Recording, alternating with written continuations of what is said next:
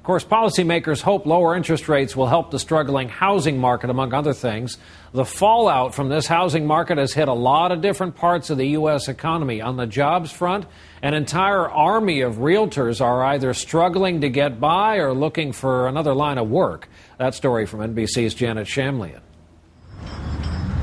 Bloomers, florals, and more. Call it an extreme makeover. The total comes up to $96.29. 5 months ago, Rena O'Neill looked at the housing bust and traded real estate for roses, converting her broker's office into a flower shop. Business is blooming. Why did you get out of real estate? Well, for one thing, it got to the point to where I realized I needed to make an income, and real estate was not doing it at the time because it had went pretty well flat, and there was no calls coming in, no sales being made. In small-town Jackson, Georgia, her for sale signs are now for scrap. For years, the lure of the housing gold rush drew thousands to real estate. Now it's moving in the opposite direction. In Florida, enrollment has dropped 50% at one of the largest real estate schools. The number of agents in South Atlanta alone has dropped 21%.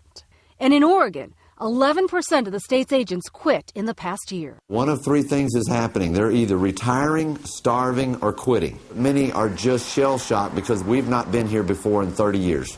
Hardest hit, women re-entering the workforce and 20-somethings looking to cash in on the boom. Many have left, leaving long-timers behind.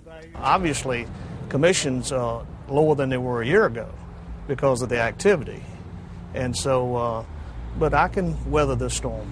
As for O'Neill, she's traded dwindling monthly commissions for daily cash. I had a lot of stars in my eyes, had a lot of dollar signs in my eyes, and wanted to make some big money. But as housing slumps, big money is harder to come by, and real estate jobs are no longer fertile ground. Janet Shamlian, NBC News, Jackson, Georgia.